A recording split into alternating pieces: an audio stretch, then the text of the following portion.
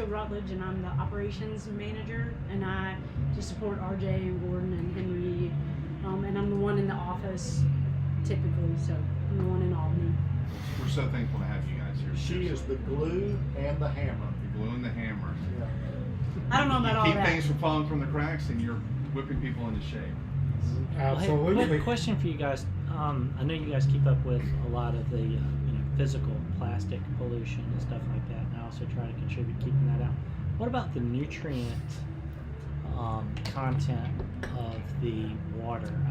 Because I've noticed over the past couple of years of proliferation of a lot of aquatic foliage, a lot of water lilies and water hyacinths and that kind of thing popping up where they haven't normally been. Is that like a nitrogen? Typically, you know? and I'll tell you what we know about the trends. We're very fortunate to have a major research center south of us in Baker County called the Jones Ecological Research Center. It's the old. Hey Gordon, can you eat that yellow or just get it up there close to you so people can? Yeah. Okay, sure. Yeah, How about that? Okay. That's a little better. It's the old Woodruff quail hunting plantation. It's been converted into a research center. They do a lot of things there, but one of the things they do is water quality and water flow research on the Flint and in all the creeks in the aquifer. And the data show that over the last couple of decades that we've seen a 3-fold to 5-fold increase in nitrogen levels in the river system. It's not like crazy out of control like some places are, but the trend is not good. And the primary source along the Flint is agriculture. It's the blow by or the extra nutrients that get into the groundwater and the surface water as a matter of course, more or less doing production ag. And the challenge is to become more efficient with the water and the chemicals. Believe me, farmers have no desire to use more chemicals or water than they absolutely have to, because it comes straight off of their bottom line.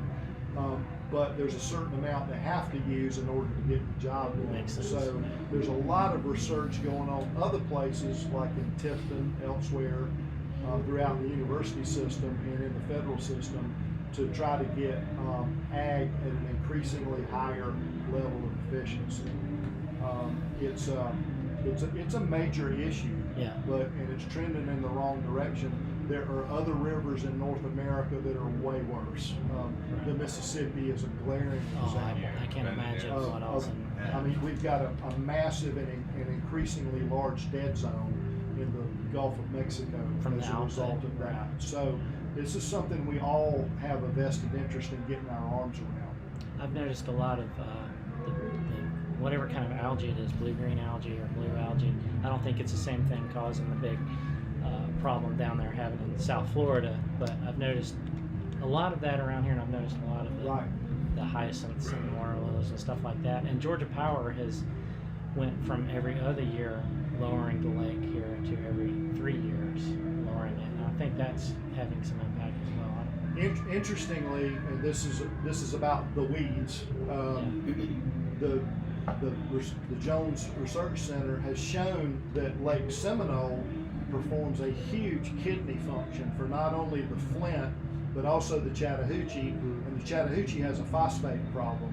That's because it's dominated by industry and people, basically.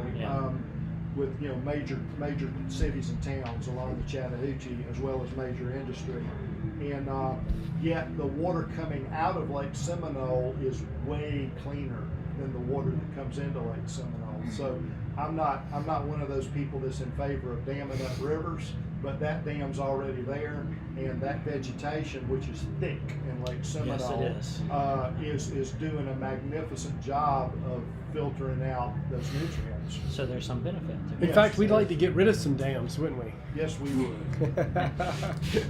So one of the reasons we have, and this is Trip Morgan, and I'm going to put you there.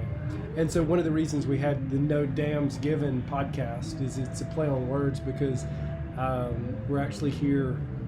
It's a play on words because dams affect the ecology, and it actually affects the shoal bass more than it would other fish, because their migration patterns and also their spawning habits. Is that the right word, spawning? Yeah. Spawning habits.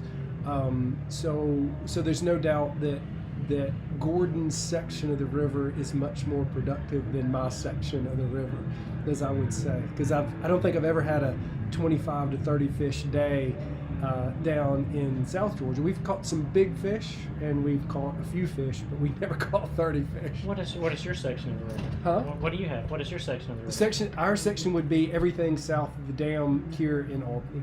Okay. And what he's referring to, where I live, is up where Henry and RJ grew up, which is north of the fall line in that hard rock section versus this limestone section. And there's just a lot more fish. So you guys are more like Piedmont region, and Correct. you're more coastal plain. Correct. Okay. Correct. Awesome. And there's a lot of really beautiful shoals up there. They're granite and metamorphic shoals, and they're not this limestone. I mean, there's shoals down here too, but they're limestone shoals. Right. And we don't know all the reasons for the differences in the fish numbers and sizes, but there's a hell of a lot more fish up there than there is down here. Okay. I've caught some shoal bass. I've been fishing up north of our shoals here, and actually caught some shoal bass before. Well, and some of the interesting things are we don't have a lot of data, right? So Correct. we've talked about this. Like there's quite a few studies that look at the river above Lake Blackshear.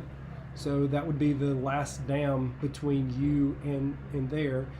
There's not a lot of studies that I've seen that are from either Blackshear to Albany and Albany south. Correct. Either looking at numbers or the health of the fish or size and Georgia DNR just signed a contract with Auburn. Don't ask me why not UGA, go Dogs, but that's just what they did. because the shoal bass researchers at Auburn. The, Right? gu- the guru is at the Auburn. guru's So if at you're going to Auburn, get it done. and he just hired, or they just hired another guru who is a professor that worked on Neosho smallmouth out in Kansas, and so now there's two of them, and they just got a little over $300,000 out of Georgia DNR, and they're fixing to start a population dynamics study here on the Lower Flint. Nice. It cranks up in January, probably for about 2 or 3 years, Right. So which is way cool. I mean, it's been a long time coming. yeah, I mean, I'd love to help with the data, and we are trying to help, and that's the reason we're here tonight, and that's the reason we're talking, is that part of our help. Okay, so let me jump back for 5 years. So I grew up in Camilla, Georgia, and the only thing we had to do on the weekends was either fish or play football or drink beer, and so we did a lot of drinking beer and fishing. Wait, I bet y'all did some other And things. we might have played a little football too. And so, but those were two of my favorite things, was fishing in the Flint River. And as I got older, and certainly growing up, it was a big part of my life, and wanting to give back. My buddies were all huge fishermen, and we formed Pretoria Fields Brewery. We formed the idea about 6 or maybe even almost 7 years ago, and then it came to fruition 4 years ago, and here we are 4 years later. On the anniversary. Tonight is the anniversary. And so one of the things that we were going over beer names, our IPA, which is a West Coast IPA, but it's also one of our flagship beers. We tossed around a whole bunch of names, and we came back to the shoal bass. And it was because of the things that my friends who had both moved here from long ways away, or who had grown up sort of close here, that was one of the things that we all had in common, was fishing on the Flint River and catching shoal bass, and being proud of the fact that that was our fish. That was one of the things, like, you can go fish for trout, but you can't catch a shoal bass in North Georgia or Western Alabama or wherever. So this is one of the things that we had to offer that was very unique. And so because of that, we wanted to give back, and we donated a portion of our hopefully profits of the beer back to the Flint River Keepers. And it's been a wonderful partnership. It's been a great thing for me to be. I should put myself on the thing. It's been a great thing for me to be a part of. I've enjoyed working with everybody, Henry, the Rutledges, Gordon, RJ, God dang it, sorry, put me on the spot, and so that it's just meant ton to me. And life is so much more about trying to give back and preserve the things that you care about than it is about anything else. And so that's why, even in a very tough year, we're very happy to give you a check for I think it's right at $1,000. And so, that's our donation for Shoal Bass. We've tried to be good partners throughout the year, and I hope we continue to be. We've got more fights ahead because not everybody supports the idea of clean rivers like we do. It doesn't only mean that, but it certainly means that's part of it. And trying to educate those folks who don't understand, and then fighting against the folks who do understand are just doing the wrong thing. And I guess that's our job. And so I truly appreciate y'all. I do want to say one other thing, because this will be posted on our Facebook and our YouTube account, is that it has been a tough 18 months, and Pretoria's probably got the best team we've ever had right now. The guys who are here, please support your bartenders, support our brewmasters, our brewers, Kelly, Wyndham, Lauren, Jessica, Jenna. I don't want to forget anybody. The radio station team who's been on the air, and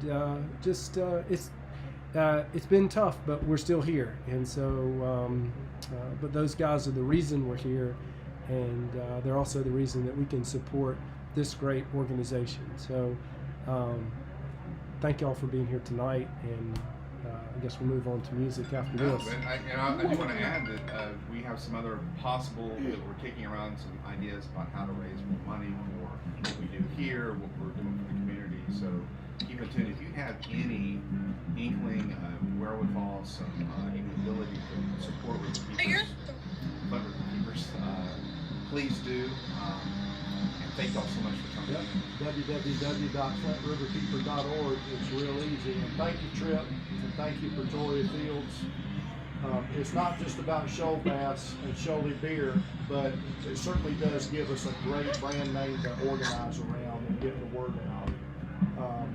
Everybody needs clean water. When I go to a civic club, I tell people I can show them where even if they're retired, their income depends on water somewhere, in terms of making money and being able to live. Everybody's got to have water, not just to drink and cook and bathe in, but to make a living off of, period. And it's so important. Well, again, thank you guys. We just can't thank you enough for coming in here, sharing your story with us, and get on the No Dams Given podcast if you want to learn more about this organization. We're going to have this recorded on Facebook. Keep aware, be aware of your waterways. Facebook, YouTube. Facebook, YouTube. We have